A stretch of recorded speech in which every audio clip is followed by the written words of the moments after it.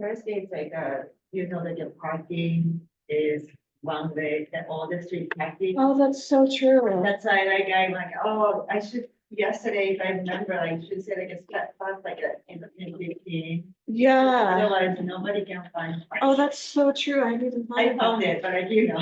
Yeah, I hadn't even thought of that because it's yeah, because it's you can't park from 8 to 10, right? Yeah, just like 15 minutes and everybody can like. feel. That's true. Yeah. Okay, no, that's smart. Yeah. Hi, good morning. Did you? I gave you jackets yesterday. Yeah. Thank you. At 10 a.m. it starts, but you can park, that's why I. Oh, yeah. You say 10 minutes. Okay, no, that makes Yeah. sense. Yeah, I'll make a note of that. That's true. Like even 10 is fine. Yeah. Like a Thursday and the Friday is always. Yeah, Yeah. no, that's really There's smart. something there. Now we have stuff. Yeah.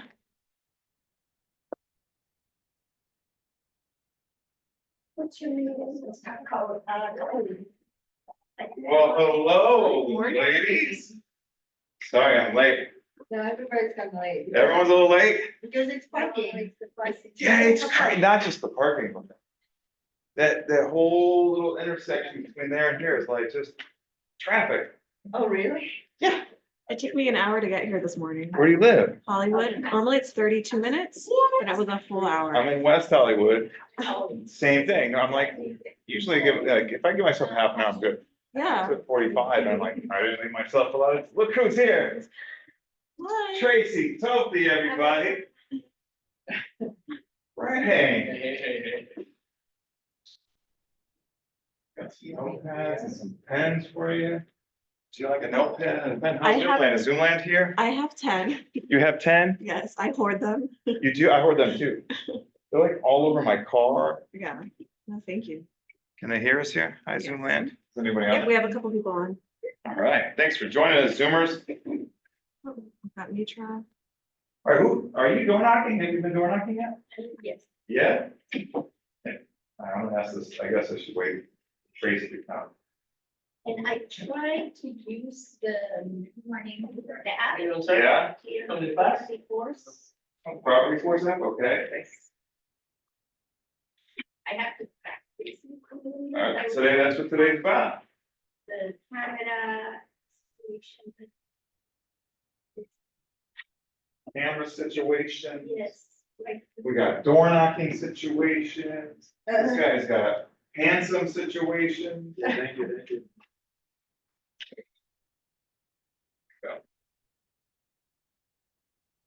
There you go, buddy.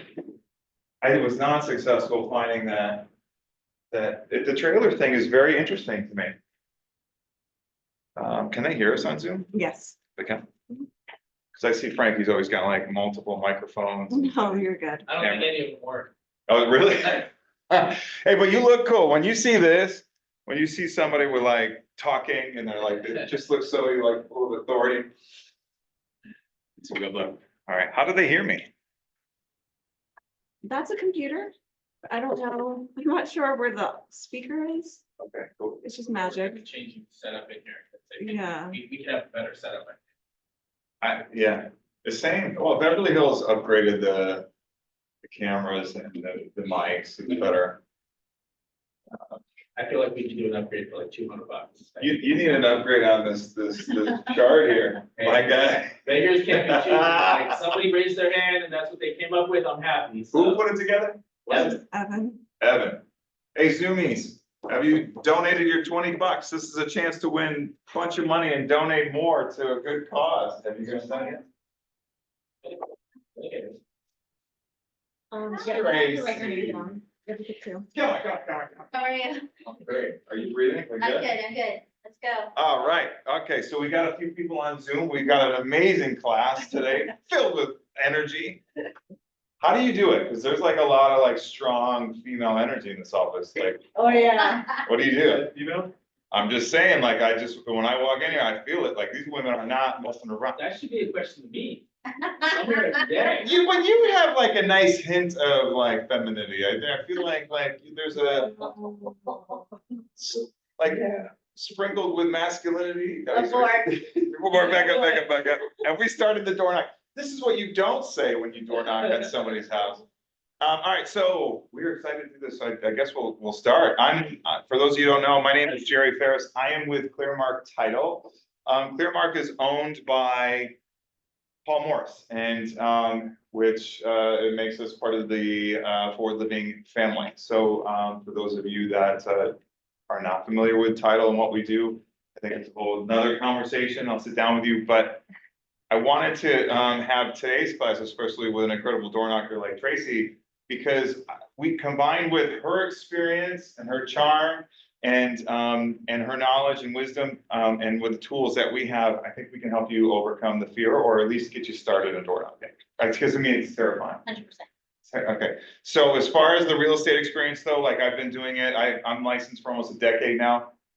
Background in commercial real estate, did some luxury stuff. I was on a team for a while, did one of my own deals, and then I got into title, and I like title because I get to work with people like you. So, Tracy, want to say a little bit about yourself? Hi, everyone. I'm Tracy. Tracy. We've been on the Zoom together. We did an IG live the other day, which was Yeah, very it's exciting. great. I've been in real estate for 18 years. And I've been with Keller Williams the whole time, for 18 years. And my very first listing I got from door knocking. I started in real estate in the month of September, and by March, I got my first listing. So that's how it all started, was door knocking. And I'm sure when I started door knocking, I was like throwing up all over myself probably when I first started, because I didn't know exactly what I was doing. So what I'm gonna share with you today is all from learned experience. And honestly, it's gonna come down to being your authentic self. So me being my authentic self is to be different from your authentic self. So it's really important to remember that, but there's just basic guidelines that we follow, and then just be true to you. That's pretty much what we're gonna talk about today. And I think that we have to realize too, that being your authentic self is enough. I know there's a lot of like preachy rah-rah stuff, but I meet with so many agents and they wanna emulate or copy what they see on TV. And the reality is like, there's plenty of business for all of us in this room, and we are all so different. Like if you just could lean into who you are and what your superpower is, I think and the sooner the better, the more successful you'll be right away. And so door knocking. Yeah. Where did you start? Where do you like, how do you even know what, first of all, when someone said to me, I have 35 names and numbers in my farm, I had no idea what that even meant. So do you guys understand, like, do you know what a farm is? Like what it even, right? It's that area that you're nurturing Yeah. and prospecting all the time. I would say the first thing you start with is you. Yes. That is hands down, because I can't tell you how many people say, I want to farm this area. Why do you want to farm this area? Well, I want to farm this area because the houses are really pretty. That's not a reason to farm an area. No. Or they may expensive. say it's where I live. That could work. Or it could be, this area is close to my kid's school. I think there's so many factors that you need to consider when you pick your farm. The most important, in my opinion, is the turnover rate. That's so important. And if you don't know how to figure that out, there's two different schools of thought. You could either go to your title rep, and your title rep can tell you what the turnover rate is. Yeah. Does everyone understand what turnover rate is? Because if there's no sales in that neighborhood, or there's only 1 to 2 sales like in the last 5 years or so, you gotta go back.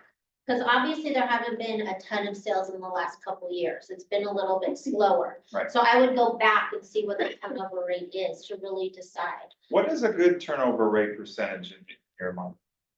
Well, ideally, I would love to see like higher than 12%. Okay. So that's an amazing number. We're encouraging people like at 4% and higher is a pretty good thing, but like, and I have not seen higher than 6% in our searches. But somebody in our office is clever. They farm by the airport. And it's a really interesting strategy. There's a high turnover rate by the airport because people try to get into the market, they buy a home, they get the home, they think they could deal with the air traffic for a while, and 2 years later, like, hey, they call the agent up. That's actually really smart. It's a strategy, right? So they, become the neighborhood airport expert, but like, it works for him. So, and a lot of people don't even think about marketing in that neighborhood because of that. So Yeah. there's a high turnover rate in that for that reason. But Tracy's right. what is that turnover rate? How do you find the turnover rate? So between the app, the Property Force app and Clearmark Titles app, or whatever your favorite title reps app may be, a lot of us have the same tools. We can sit down with you and we can circle the neighborhood or the area you're looking to get into and adjust it, right? So like, for example, I just sat with somebody this morning, 90048, it's Beverly Grove, Hollywood area. Once we shifted it over by a few streets or a block or two, we found the turnover rate that they were looking for. The reason why they wanted to market that neighborhood is because they live there. They're part of the local charity there. Their kid goes to a preschool over there. So when they do door knock, they can speak to like the neighborhood that they love and in a way that like maybe an outside agent couldn't. So that might compensate. Let me ask you, I don't know, maybe like knowing the neighborhood really, really well. And maybe not having a super high turnover rate versus just going into a high turnover rate. Well, there's more factors to it. Yeah. So for example, I also think one thing you have to consider is when you look to see what the turnover rate is there an agent that's dominating that neighborhood? That's something else to consider. How do you find that out? On the MLS. You go in the MLS and you see what those last sales were, and if there's a common agent that's selling. Now, I'll tell you, I'm the #1 agent in my farm. I've sold the most houses in my farm, but there are still other agents that get listings in my farm. How long did it take you to become the #1 agent? Probably a couple of years. It took a little bit, but I have to say, when I take a listing in my farm, I canvass the area talking about how it's coming soon. I canvass the area that it's on the market. I canvass the area when there's an open house. I canvass the area when it's pending, and I canvass the area when it's sold. Not everybody remembers this is the same house, so I'm constantly like touching you. Yeah. Tracy Tofte, Tracy Tofte, Tracy She's so Tofte. strong. So it's sort of like subconscious, I Yeah. guess, just making sure everybody knows that I'm out there and ready to help anybody that needs my help. At one time, I tried adding another farm to my Okay, current farm. And I chose it because it had a good turnover rate. The problem is it was really super hilly. And I always would find the excuse to never go door knocking. That may sound silly, but it's true. You have to pick an area that you are going to go actually do what you say that you're gonna do. okay. And not have an excuse not to do it. So you're saying the flyers that I get that say, we're the #1 the neighborhood agents or #1 team, might not be true. Go in there and find out who's dominating that Yeah. list. Go and dominate. One of the things that I put together, and this took some time, is I put together a sold map of all the houses that I sold with the addresses and the streets. So I actually backed my data up. That's good. That's good. But if you're a new agent, how do you do that? You can leverage all our offices though, right? Absolutely. When I first started out, I would go around and I would promote the closed sales in the neighborhood. None of them were our closed sales. There's been times when we didn't have any closed sales and there were other agents that sold in our farm, and we would put out a flyer with our same branding talking about the closed sales. Most people don't know that they're not our closed sales. So that's a very You interesting. can't do actives and pendings unless you ask the agent, but you can promote closed sales. Okay, so that's an interesting point. So I have access, how do I say this? I know that there are agents that are stealing your business, not necessarily Tracy's, but like your listing. They'll find a new listing and then they'll call and say, hey, there's a new property that's coming to the market soon. I would like to farm that neighborhood. Can you give me 250 contacts in surrounding that new listing? And it shocks me when I get that email faster from an agent that doesn't have that listing than the agent that actually has that listing. Like you should circle prospect your own listings. But if you don't have a listing yet, is that a strategy? Would you consider? It is, you're not supposed to promote someone else's active listing, but you can definitely promote. But you know there'll be closed sales. activity in the neighborhood. So when you go door knock, you could. You should leverage know that. what it is, absolutely, because the worst thing you could do is door knock a house. And Jerry says, oh yeah, I noticed there's a house for sale on Cypress. What's that going for? And I'm supposed to be the neighborhood expert, and I'm Yeah. like, let me get back to you. So before you go farming, make sure you pull comps. Yeah, and the MLS has that little snap sheet, the neighborhood snap sheet. You could literally pull that in like 5 seconds. I found it at a party. Someone was talking to me about the neighborhood and they were like, I love this neighborhood. I wonder what the price per square foot is. And so I stalled a little bit, went over to get it. I'm like, well, let me get your drink, walk over the drink. MLS app, neighborhood snapshot. By the time I came back and we continued the conversation, I was like, you know, that's it. Like you have those tools that are right in your hand, and we were able to continue that conversation. I was able to see what was available, what sold, and then literally use that neighborhood snapshot just on your phone. All right, Tracy, okay, so you start with your title person. And ideally it's me, but you start with somebody that has these tools, and you should download the ClearMark Title app. If you haven't done that, let's do that together. We can do that today. And it's overwhelming because you start to look at like all the drop downs and all the options that you have. However, once you get familiar with it, it becomes more commonplace, and it's really great tool. Like Tracy said, finding over turnover rates. We could, we have an algorithm that shows you most likely to sell or empty nesters, people that have been living in their property for a while. There's even a tab that if you drop down and did a little research, you could find out basically what they're paying and their interest rate. So like you could, if you see that they're paying, you know, the conversation sometimes gets to the point where they're like, well, you know, I'm waiting for it to drop. You can see that they're at that 5.6% or that 6%. And when the market comes below that, that's a great excuse to reach out and talk to them too, or at least when you get them in their door.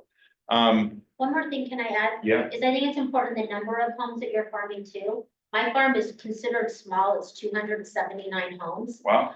But sometimes people will choose a farm that's more like 1,500 to 2,000 homes. Unless you're just door dropping, it's hard to door knock those doors consistently on a consistent basis when it's that many doors. So something to really think about is how much time you're gonna be committing to door knocking and making sure you're choosing a number that you can actually door knock them once a quarter at the very least. So you rotate, okay. So at two, we try to, like, depending on your experience and budget, like, I think that helps too, is, I mean, door knocking doesn't cost much, but you do have to print up flyers or something that you want to leave behind, or a business. Do you leave things behind? Some don't. I do. I leave, if people don't answer, I leave it at the door and I write a note, sorry that I missed you. Okay. And a lot of times you can have some of your vendors print your flyers for you. I design my flyers on my own on Canva.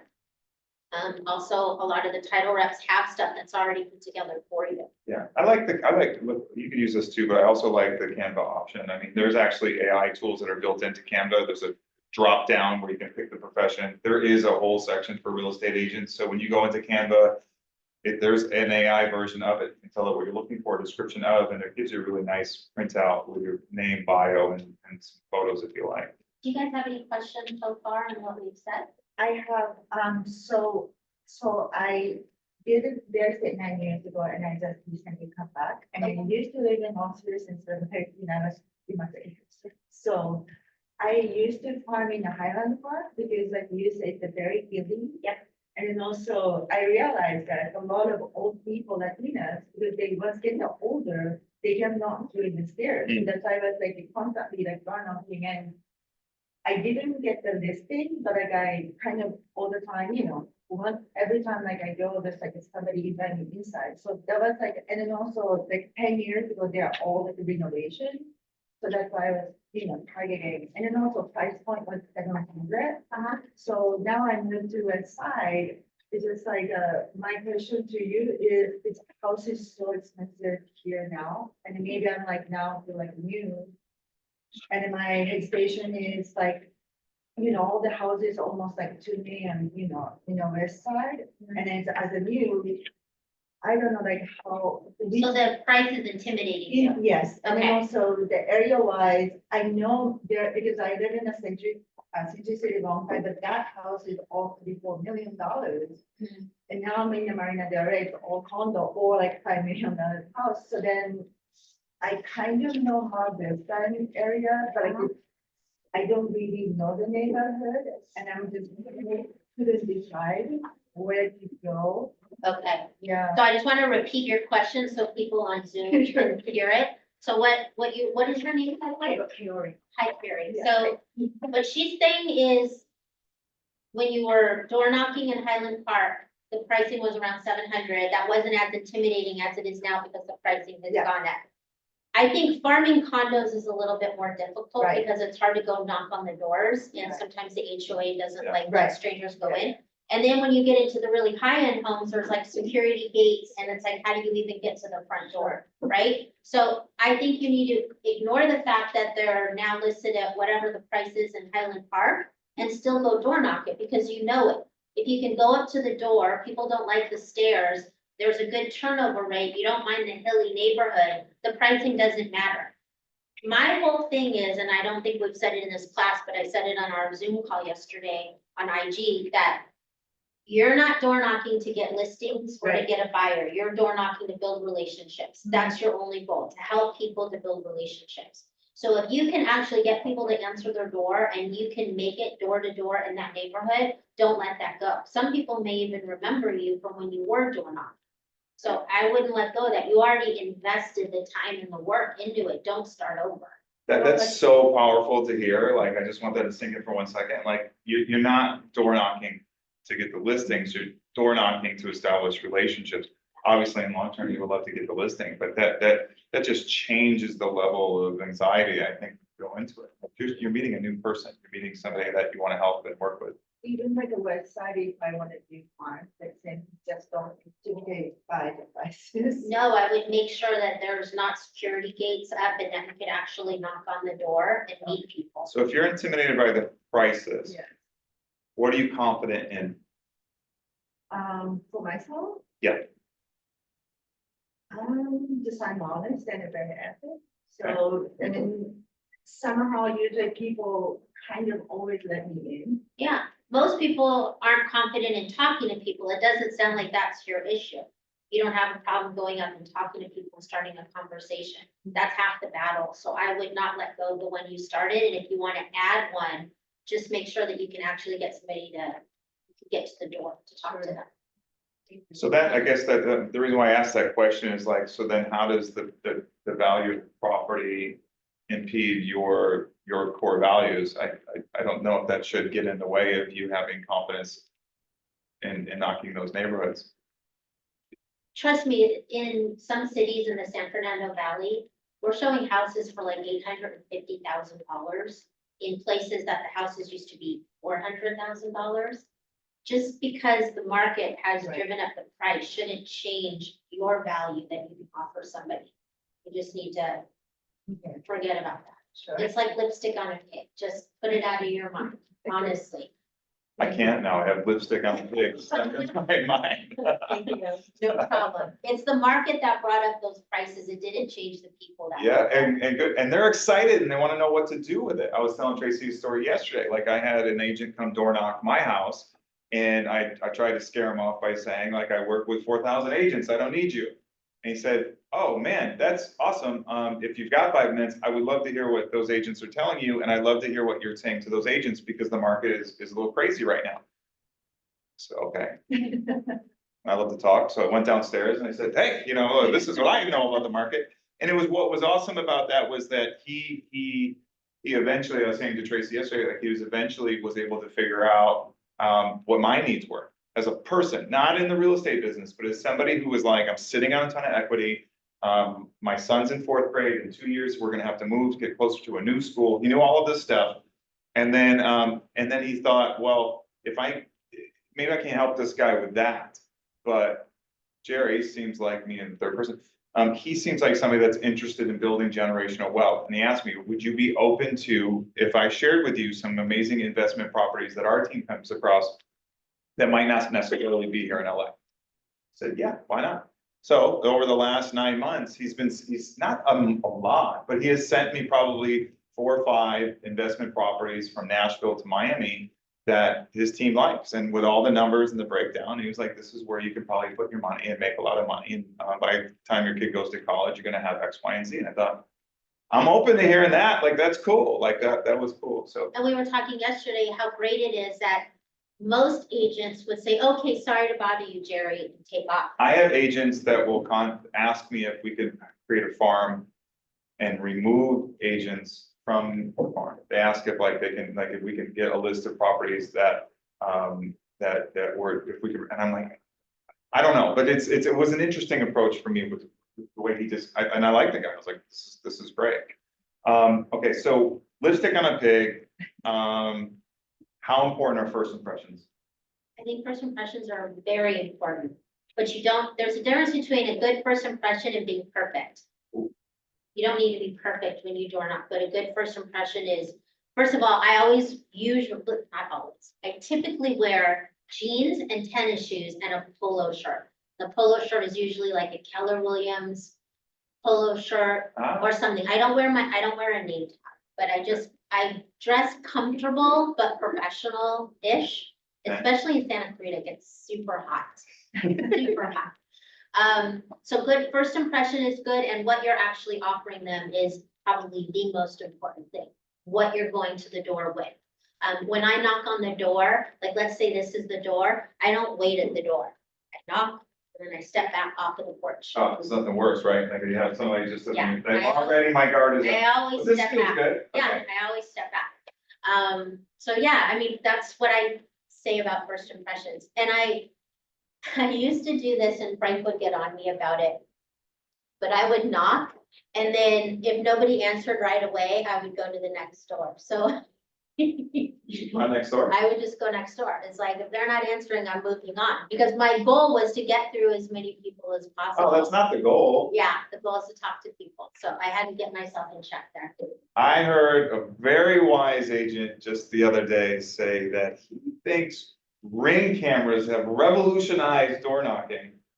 Do you agree or disagree? I feel like Ring cameras have actually made it a little bit harder You to do. door knock because people don't answer their door. Or they will look in the Ring camera to see who it is. I'm guilty of that. I'm guilty of that. I'm like, I don't recognize this person, so I'm not gonna answer the door. Yeah. So it makes it a little bit harder. My husband, on the other hand, thinks that you should do your whole spiel into the Ring camera. You'll know. And I just don't, Exaggerate. I don't. I love the tension here. Frank, would you mind coming up and just sharing with us what you would say if you got to the? Stand back here. Okay. No, they can't hear you. Your police badge? That's- Go ahead, Dave, knock yourself All right, out. Sorry, you're getting roped in just for a quick second, but I left thinking about that.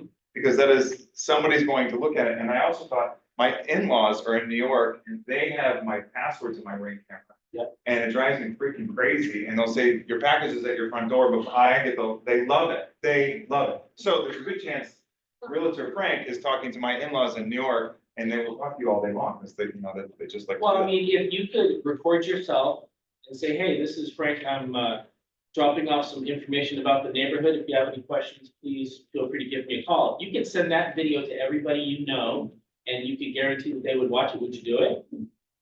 That's the Ring camera. So if you see a Ring camera, you know that people are probably not gonna answer the door. And like, I always tell people, like, when I was a kid, like, people would knock on the door and everybody get excited, "Wait, somebody's here, like, somebody's visiting us, that's so exciting." You must have been in a better neighborhood than me. You'd run up to the door and you were excited to see it. Now it's like people are like, "Oh shit." Yeah, Somebody at the door, hold on, who's that? No, shh, don't listen. Quiet the door, right? Like, nobody wants to answer the door. It's the whole reason for phone calls too. Like, answering machines used to be cool because we didn't want to miss a message when we left the house. Now it's more of like a screening device. And so the Ring camera, it's not any different. So when you go up to I see a Ring camera, I go up there. Now, I have not done this. Tracy's the one door knocking. When I door knock, I just door knock, hey, I'm handing out notepads, have a great day, and I walk away or whatever. But when you walk up there, just push the Ring camera, you're already being recorded. And you know that they're probably not gonna come to you and say, hey, this is Frank with Keller Williams. I'm just dropping off some information about the neighborhood. We just sold the house around the corner. If you have any questions, let me know. Drop it, walk away. Now you have a recording of yourself that's going to the wife, probably the husband, In-laws. and in-laws. And it's guaranteed they're gonna watch it. It's a guarantee. If you mail something, if you send a postcard, there's no guarantee that everybody's gonna see it. They're gonna say, oh, marketing into the trash. Ring camera, they're gonna watch it, guaranteed. Yeah. So everybody in your neighborhood, and the thing is, this is the thing, you do it one time, it's not gonna mean anything. You do it multiple times, it's gonna be like, Frank Bernardo Keller Williams, Frank Bernardo Keller Williams, Frank Bernardo Keller Williams. They're gonna see it consistently, and then they're gonna build that marketing up in your head. Like, you get the video, you're watching TV, you get that Carl's Jr. commercial twice. They play it and then they play it again. And you're forced to watch it. It's very similar. It's literally a commercial for yourself while you're door knocking. I love it, and I think. Thank you, Frank, thank you, Frank, thank you, Frank. It's like, this, appreciate you, Byron, we get the chance to, Frank stays. I have to go home now. though. I had a bad ring experience, Oh. so this is probably. Was it a proposal? I also had a bad ring experience I had a on bad national television, Um, sorry, too soon. I had a bad What experience. was bad about this? What was bad? Yeah. I'll tell you. Yeah, I'm gonna tell you. So I was showing, I think Frank was there, but I think he was busy. We were showing property in the summertime, again, in the summers in Santa Clarita. And I was wearing a summer dress. And I went to go undo the ring and the wind blew up my See, dress. that was not a bad experience for everybody though. But it was, It was it was- good for some Whose people. ring were you undoing? no, I was undoing the lockbox. Oh. And there was a ring and it was recording me when the wind blew up my dress. Jeez. And our Note commitment to went self, like hit the 10% self. automatically. Yeah, I just, Yeah. Sorry about that. that's okay. But, Okay. but, We agree to disagree. Just not something that feels comfortable for me. well, speaking of uncomfortable, we did the IG Live yesterday. And we were both so, and then I'm just associating this with ring and door knocking, only for the sake of like, in our own head, it's scary, right? Like we were like, I'm like, oh, Tracy, let's do an IG Live and promote today. And it worked, packed house.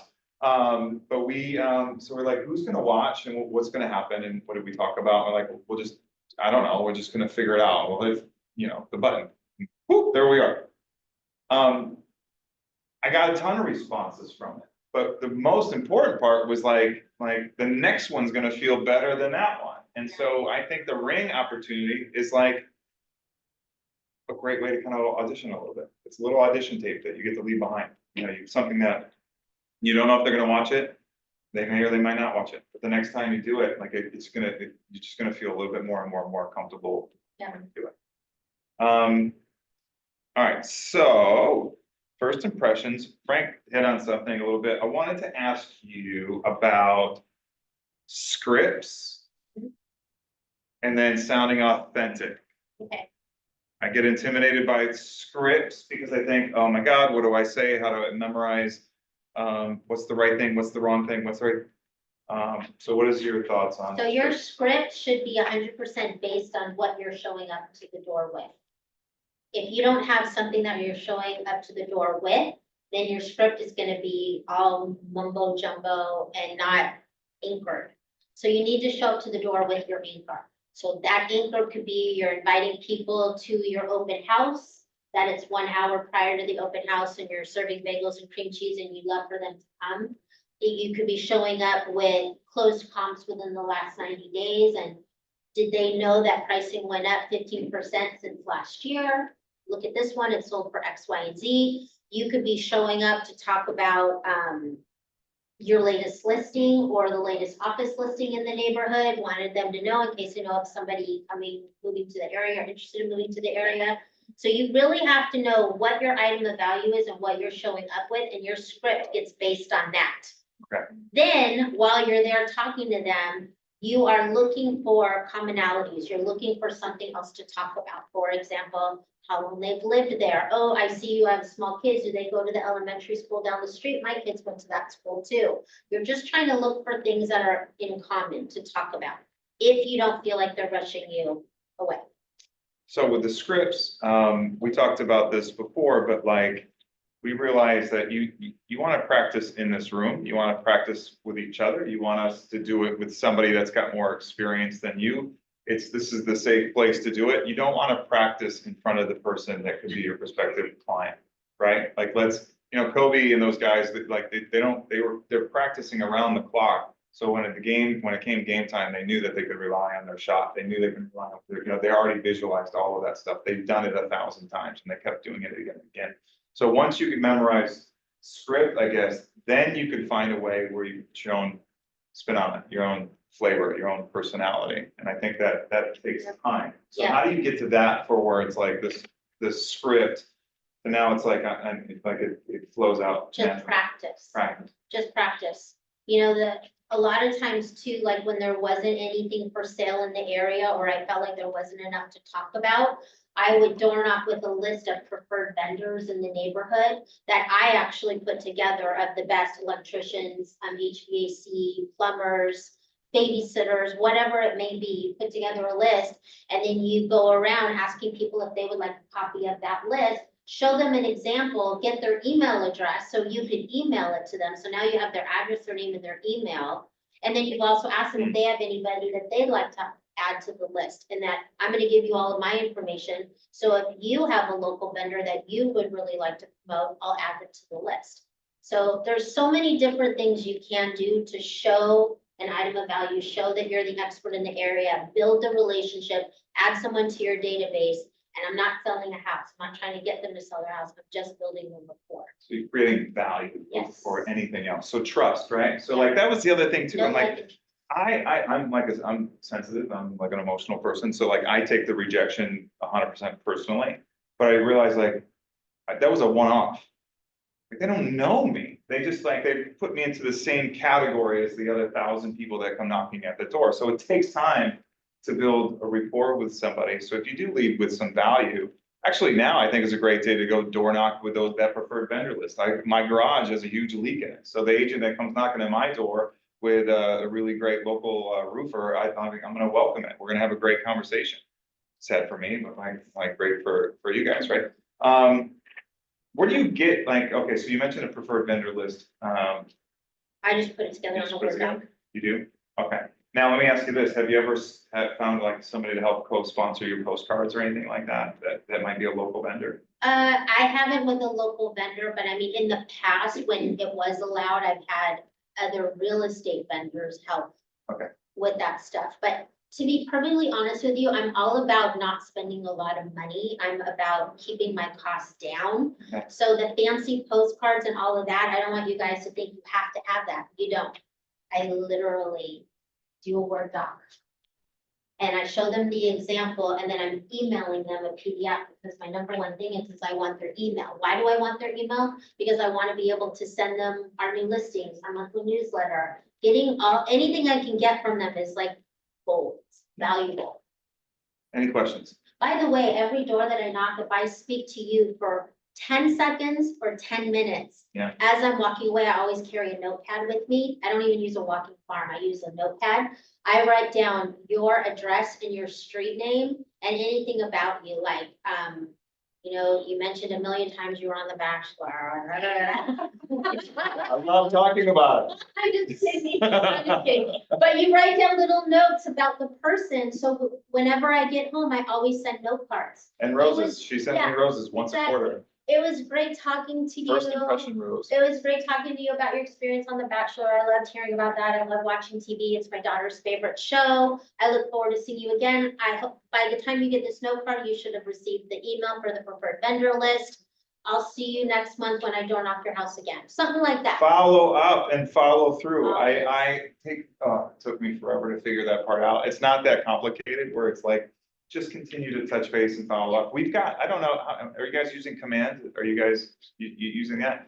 Like, I just really implore people to get more familiar with their CRM, whatever, what do they say, Frank? The best CRM is the one that you use. I mean, you have Command. It's a really great tool. And it sends you, I mean, almost every month there's something, there's a Yeah. reason to reach I out. always tell people, you're not done door knocking when you've knocked on your last door. You're done door knocking after you've gone home, entered all those people into your database and sent out the note cards. That's when you're done door knocking for the day. Note card, so what do you put in the note card? Just what I said, Jerry, it was great meeting you. Yeah, like, what's the note card look like? I just buy blank note cards. I like her style. I think they have to like spend so much They're money not in like marketing and stuff. personalized, Tracy talk. They're not? We just them? Yeah, just So I mean, are you doing any business at all, Tracy? none. Yes, None? of course. So remind us again, like, just anyone that's coming in a little bit late, like, it's working for you.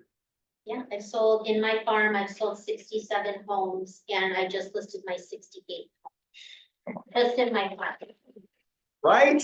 With a piece of paper, everyone. 270, Yeah, what'd you say? the out of 270. 279, Wow, yeah. that's crazy. And some of them I've sold 3 times. the same house. That's what you want. That's follow through. It's you kind of And I like don't always get the listing, and the times I don't get the listing, because I'm obsessed with my farm, I'll look up who it is, and I would say 99.9% of the time, I didn't know the homeowner, I didn't have a relationship with the homeowner. Wow. Another thing that, we built for our farm is we built a Facebook group page, didn't cost a penny. We have over 600 people in that farm, there's 279 homes, so multiple people in the households are Okay. on that Facebook group page. Again, doesn't cost any money, and I can virtual door knock. All I have to do is post something about the closed comps, or post about our new listing, or do like a little video. All of that stuff. We do a pie event every year, Frank Thanks. smiling back a then. Thanksgiving I pie remember the event. last video with like the pies just kept coming. Yeah, we do all sorts of stuff in our farm, and we try to keep our costs very low. How high do those pies then? Sure, it's like. I think in the last Thanksgiving, it was like 85 to 90 pies. Yeah. It was a lot we gave away. Wow. Okay, so you made it sound so easy. I don't want to like just skirt past the Facebook farming part, because door knocking, I'm just keep thinking of it just in a literal sense, like it's this thing, but there's a whole. Yeah. Door So, knocking's more than just the sound. so that the Facebook group page, even to this day, we started this Facebook group page maybe like 6, 7 years ago, a long time ago. Every flyer that goes in the mail, every time I door knock, I'll ask, are you part of the North Lake Facebook group page? If you're not, I'm gonna send you, when I email you, I'm gonna send you the link so you can join our Facebook group people page. do that. Oh, God, yeah. They want to know, because then I tell them, it's not just about real estate, it's about if there's a dog loose in the neighborhood, if somebody's car got broken into, what they thought about the new restaurant down the street, anything about the fire hazards in the area. There's all sorts of great information. Sometimes people sell things on our Facebook group page. Are you leading it the whole time, or is it? just No, I'm everyone actually, contributing? everybody's contributing. That was the main thing, is I didn't want people to think that it was all about real estate. People were gonna get turned off. Interesting. Yeah. People will go on there and say, I just watched the new Netflix Griselda. It's so good. I highly recommend it. I mean, we're all buds. We all know each other. We're all looking out for each other. Yeah, Couple questions I actually was curious about. So Yeah. do you door knock around your neighborhood, like where you live? that's where my farm is, in Right. my neighborhood. Yeah. Is there any considerations for doing it somewhere where you live versus somewhere else where you're like, hey, I want to break into this neighborhood? So that's a great question. It doesn't have to be where you live. In fact, I think you missed the first part of our presentation. Sorry. That's okay, no worries. It's really important that you choose a farm based on what the turnover rate is, how often houses are sold in that area, and if there's any dominant agent in that neighborhood. At the time when I started farming, there was only one other agent that was quasi-dominant, and I just thought, you know what? It's one person, he's a male, our personalities are very different. Maybe not everybody's gonna like his flavor or style, so I'm gonna start door knocking in this neighborhood. It's where both my kids went to school. No, I don't knock, I don't go. So- There's You're always. lovely, Jerry. Why would I say to you? Yeah, Yeah, Frank. Can I say something about that? Yeah. That is one thing that I see so many agents, they'll go in and they'll say, oh, this agent's dominating this area. Most agents do not have consistency in what they're doing. And if you jump in and you have consistency, you will blow them out of the water. So many agents, I can't tell you, have tried to jump into Tracy's neighborhood and it freaks her out. She gets upset. I get upset. It's not Sure. fun, but they all go away. And they, like, maybe some of them will get something, but it'll be from somebody she doesn't know. But McDonald's wouldn't exist if they didn't have competition like Burger King and Jack in the Box. Interesting. Like, there's always gonna be competition, and there's enough space, enough business for everybody, so if somebody's dominating an area, that's great. You just show up and you outdo them, and you're better than them. And I would also piggyback off that point where like Starbucks isn't the best coffee, but it's on every corner. those are fighting words there. I'm Jerry. sorry. Support your local coffee shop. No, but when I want a coffee, like there it is, and conveniently it's there for me, and so it's top of mind. And so you want to be the Starbucks of that neighborhood. You want to be top of mind. How many times have you seen that happen where you've talked to somebody and then months later or maybe a year later goes by and they list their house, and you're like, oh my God, like, what did I do, or what did I not do? Just try to be top of mind. This Facebook thing is great. yeah. There was a guy that Cody mentioned during Bold, who started, he posted a picture of himself in a rescue. And that was the most popular, liked or shared picture that he had, and he was like, what's going on? And everyone would like wanted to help rescue this dog. And so he called is it a kennel? What do you call it? The shelter.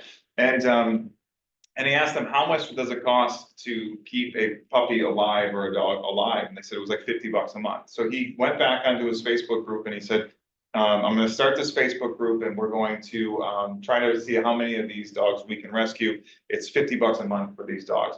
That group is now up to 17,000 members. And and then you have to be, like, you have to ask to join it. So he's got it at 17,000. And he's that realtor, it'd be like, I forgot what we called it, like, The dog guy. well, no, but he helps, it was something about helping people with 2 legs and 4 legs find a home, something like that, where it's like, that was his thing, and so, and that's it. Another question too, I was Yeah. curious, so, when, like, let's say you have a market that's like very saturated with like maybe engagement, like Manscaped, like really dominating, been in the area for like a long time.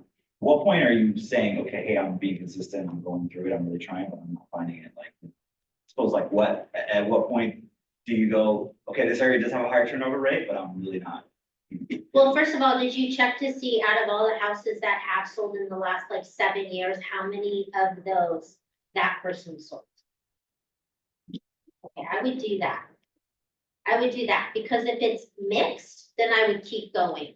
But if he or she is predominantly selling all those houses, I might consider doing a different farm, but I would look into that. But I would also say, what are you handing out? What are your conversations? What's your follow-up? How do you get those statistics, data? In the MLS, you're gonna pull the last, let's say, 5 years. Sure. In that neighborhood that you're talking about, all the closed sales. And then you're gonna look at each closed sale, who was the agent that closed that sale? And you're just gonna take a tally. I used to do that all the time. Track your own data, right? Do it long enough where you can track your own data, and then, Tracy, let me ask you this, how long, before you start to analyze your own profits? Like, how do you know, I said, oh, I door knocked 3 houses yesterday and it's unsuccessful, I'm a terrible door knocker. Or do I wait till I say, okay, Tracy, I've door knocked consistently for the last 3 months, the same 100 doors. I don't have a single listing appointment. What am I doing wrong? Like, So I think the question is what are you doing with those people that you got from door knocking, putting them in their database, and what are you doing to your database that you're not getting any listings? okay, Because when you're door knocking, you're trying to find people to build relationships to put in your database. But you have to do a lot more with your database. Like we do so much with our database. They hear from us once a month, whether it's door knocking, whether it's a phone call, whether it's an email, whether it's a text message. Every month we do some sort of contest, like for Valentine's Day, everyone in our database is entered into a contest to win dinner for 2 for Valentine's Day. If we get a listing, everybody is receiving. I think I mentioned our newsletter. Yeah.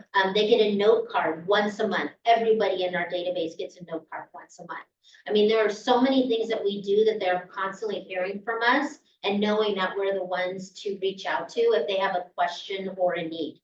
So I think we've been tracking our numbers, like for every, I think it was like 100 contacts, we're getting 1 to 2 leads.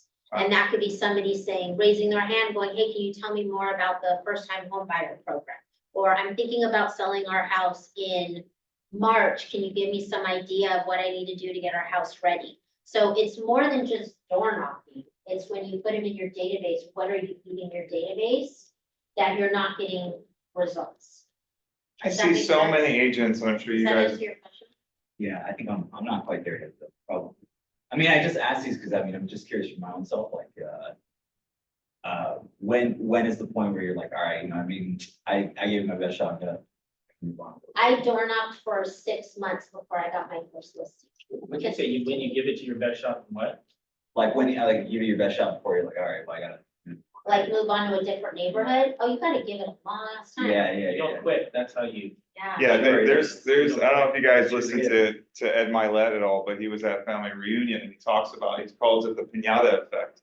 And it's that compound pounding. It's like, it's usually the, you know, is it that last whack where all the candy comes out? Was it that whack? Or was it the other 100 whacks that piñata got before finally that last whack, you were able to reap all your rewards, right? And so I Yes. often see people that will just, they keep whacking the piñata and then they give up right before they get to reap the rewards. They give up before the candy starts to come out, before you get that listing, before you get that opportunity. Let me say one more thing, I don't mean to pick on you, but let me just say one more thing. Please. I don't just door knock.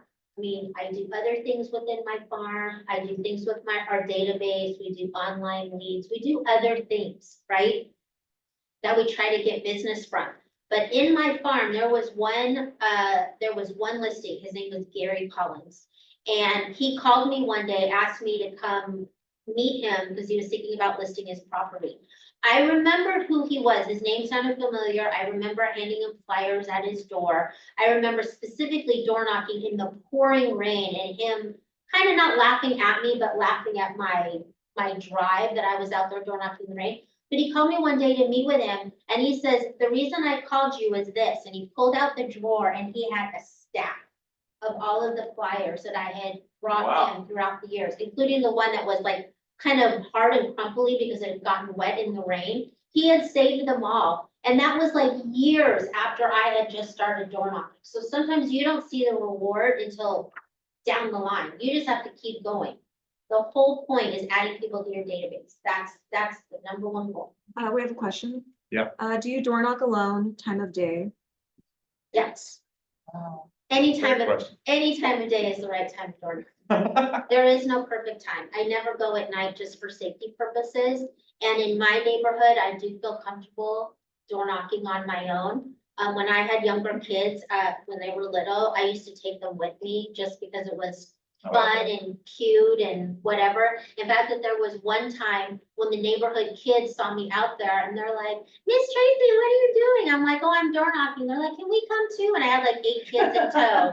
So I had 8 kids in tow. They got bored very quickly. But I mean, yeah, there's never a wrong time to door knock. But can I just say something? When she did that, the really cool thing about that is that she did a video about it and put it on social media. And she's like, what are we doing? Door knocking. What are we doing? Door knocking. What are we doing? Door knocking. Let's go. And like, it was a really super cute video. That she leverages social media in such a way that it actually helps her.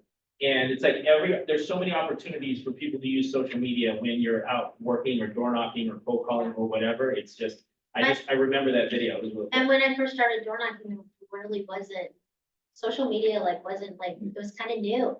Well, now it's fun because the video lives on forever, but you mentioned something to me personally, there's there's a lot in that question. One, I think safety, right? Safety, think about safety and two, it's confidence for me. So if you can have a buddy that you're going, like an economist. Oh, no, I'm sorry, I'm gonna interrupt Sure. you. Correct me if I'm wrong, but whenever I go door knocking, I always tell Frank, I'm going door knocking now. This is the time that I'm going door knocking and this is the area that I'm doing. I always make sure somebody knows Yeah, that I'm going door knocking, just in case of an emergency. Or if I don't show up, or he calls and I don't answer, stuff like that. So yeah, in the answer to the safety question. yes. What is the sign to change farm? That's a good question? question. What is the sign to change your farm? Why would you change your farm? If you've done the research in the beginning and you've chosen a farm that has a turnover rate, then that should be the farm that you stick with. If you're having a problem getting out there and being consistent, or there's an issue why you can't be consistent, those are all questions you should be asking yourself before you commit. Yeah. Another, do you predominantly go by yourself? Yes. Right, I was gonna say, because I mean, I know Jerry previously has offered, which that's something I was gonna ask you probably. Yeah, look, to me personally, I like to gamify it. Like, I think I shared this story the other day. There's an agent that I was working with, and our goal is to have 20 purposeful real estate conversations a day. And so how do you track that? And we gamified it. We like, he was really big on, lucky pennies. Like if he finds one heads up, he picks it up. If he finds one with tails up, he flips it over. I asked him why, and he says, I want to pay the luck forward. So what we did was we took 20 shiny, pennies and he puts it in his right pocket. We go out, we talk, we door knock. When he has a purposeful conversation at the door, as he leaves, he puts a little lucky penny on the ground. Maybe not for the owner, but maybe for somebody walking their dog, but he knows he's paying some luck for it.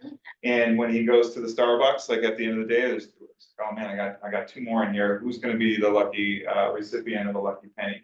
So we'll go up and talk to so-and-so and we'll have a little purposeful conversation and he just kind of leaves the penny on the ground. And for him, it was just a way for him to track 20 purposeful conversations and just gamifying it just a little bit. So for me to go door knocking with people, we have a little fun. It's a healthy competition. We also learn so much. You know, you can learn what other people are saying, what's working, and you could lean on somebody else's compliments, skill set or their strength. I just wanted to say one more thing, because you mentioned Starbucks. Yeah. I used to farm my local Starbucks, because my local Starbucks, you used to be able to walk in. Well, you still can, but it wasn't a drive-through. Now I've gotten lazy and I just do the drive-through. But I used to walk in and I used to talk to the baristas and. Everyone lives somewhere. Yep, and I think I've sold 4 or 5 houses just for the baristas from that Starbucks, and they are repeat They own clients. homes.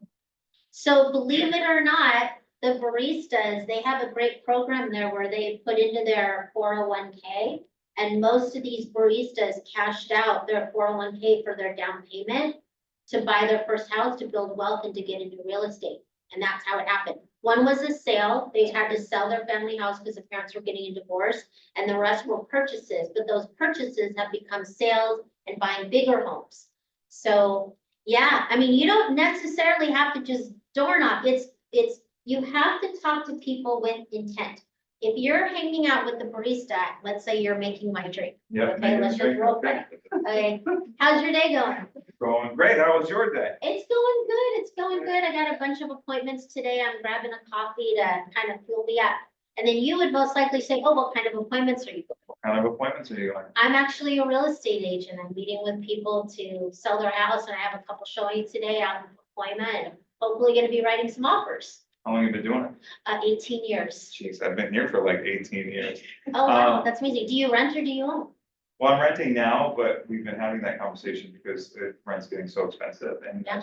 I don't know when the right time to buy is or not buy. So I'm just kind of watching the news. What do you think? Oh, that's awesome. Oh, it's always a great time to buy. I would love to have a deeper conversation with you. Do you mind if I give you my business card, or maybe if you're comfortable giving me your phone number? Yeah, just if I could just put it in your phone and. Yeah, absolutely. What time do you get off today? 4 4 o'clock. All right, I'm gonna give you a call after 4 today, if that works for you. works for me. Okay, awesome. Enjoy the coffee. It's Thank on you. me. Oh, wow. Whatever it is, right?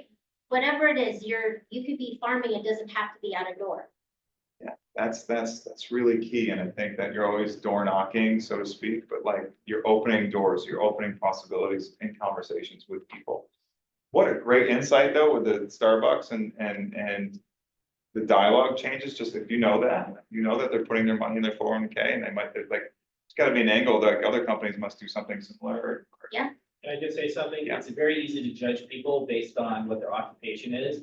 And you just don't know who that person is. You don't know what their previous income is, what they may be trust fund. You don't know what their spouse is doing. You don't know anything about that person, but you do know that everybody on the planet is going to rent or buy something at some point.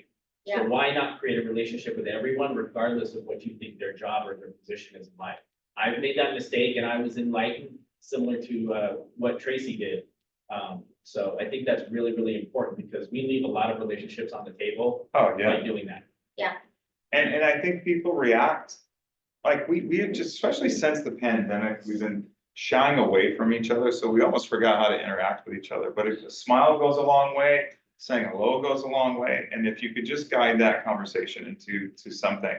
How do you do that? I know we got to wrap up in a second, but like, how do you go from like, you're gonna get the courage to door knock, do whatever, but then asking for the business, like, how do you do that? Like, I don't. you don't. I don't ask for the business. When I'm door knocking, I don't ask for the business. Okay. Again, because I'm about building the relationship, that will come. Because what's gonna end up happening is they're gonna start to learn about you. They're gonna learn about me. They're gonna learn to trust me. They're gonna quickly see that I know a lot about this neighborhood. I know a lot about the comps. I know a lot about the preferred vendor list. I've invited them to join our Facebook group page. They're gonna think of me when they think about real estate. So the next time I talk to them, they might have more questions and we might have more conversations where I'm gonna start to change the conversation. Might be something like this. Jerry, how long have you been living here? About 10 years. Oh, wow, 10 years. So are all your kids graduated from North Lake Elementary and, I started late, we got one left. We're gonna be, we've got like another year and a half. oh, fantastic. So have you thought about where you're gonna go once they graduate high school? Yes, that's good. Oh, where are you thinking? Well, there's 3 schools, but we're just trying to, you have to apply and then you gotta figure out how to get in and what you're gonna do and Right. so I don't know, but we're just trying to figure that out. Oh, well, I don't know if you realize this, but you're sitting on a bunch of equity right now with your house, because if you bought 10 years ago, you must have bought your house for like 565, and now you're like well over 800,000. You think it's going on like that? Oh, absolutely, absolutely. Yeah, I so I saw, mean, you could use some of that equity to either downsize or pay for some of the college tuition. Have you thought about that? we try to figure out, in a perfect world, we would take this equity and use it as a down payment for another house. And hold on to this because of the depreciation. Maybe it's something that we could figure out a way to like rent this house. Do you like, but I don't even know if that's like a reality or not. Oh, that is absolutely reality. You know that house down the street on the corner of Shadow Lake Lane? Yeah. Take a wild guess how much that rented for. $6,000 a month. Yeah, really? So, yeah, $6,000 a month. So that's actually gonna cover your mortgage and give you Yeah. some positive cash flow. I would love to show you what that would look like and then what you could possibly buy and hold on to this. See, I just worked into a whole real estate without saying, will you use me to sell your house? Got it. Don't do that. Yeah, Do and that was great. You just gotta work into the conversation. But it's hard to do that in the very first time you meet them. You have to build the rapport. Yeah. Right? Show your value. Question 2 for you, Tracy. So do you tend to, I mean, even in the first meetings or the secondary meetings, so on, do you steer them naturally towards that? Or is it something where you just kind of hope that it's like something No. that happens organically? It happens organically and I try to read the room. So if I'm giving Jerry a flyer with the comps, if he starts asking me questions about it, then I'm absolutely having a conversation with them. How long have you lived here? Are you aware of how much your house is worth? But if he's just taking it and trying to rush and close the door, that's when I'll say, hey, by the way, do you have the list of our preferred vendor list? It has all the preferred AC people, plumbers, electricians. If you don't have a copy of that, I'd love to get your email and send it to you. It just depends on where they're gonna go, so I can hold on to him as long as possible. But if I start asking him, have you thought about selling? He's gonna be like, no, and slam the door on my face, because he doesn't know me. Any other questions? Does that help everybody? Yeah. Oh, good. I say be prepared to, I mean, I had a situation where I was walking my dog. And somebody wanted to pet the dog. We started talking about the neighborhood, and then she's got a month-old baby now, so that came sooner than they planned for. They were gonna move in 2 years, now they wanna move sooner. How do you nudge that conversation along? How do you say, now we like, I told her I'm in the business. We do a lot of work in the neighborhood. She wants to talk to her husband about finding out when the right time for us to get together. How do you gently nudge that? If I see that they're growing out of their house. Yeah, I might say something like, I saw on Facebook that you guys have a new baby arriving now. I happen to know you guys are in a 3-bedroom home. How are you guys making that work? I'll kind of say it like got it. tongue in got it. cheek. How are you guys making that work? And then see where it goes from there. Does the, I have a buyer who wants to be in the neighborhood, who really loved your house, letter or conversation work? It has for us in the past, but not often, no. In a tough market where houses aren't selling, I used to do that. I would go around the neighborhood promoting our listing, seeing if anybody knew of anybody that wanted to live there. Also, when there's not enough inventory, I would post on our Facebook group, is anybody thinking about selling? Because I have a buyer that's actually looking in this neighborhood, and I did have a neighbor reach out to me that said, we're already working with the realtor, but here's the property that we're gonna be putting on the market. Cool. Yeah. This was fun. That's fast. That's it. We're past our time. Thank you, Zuni. Thank you. So good. Sounds so easy. I'll do this anytime.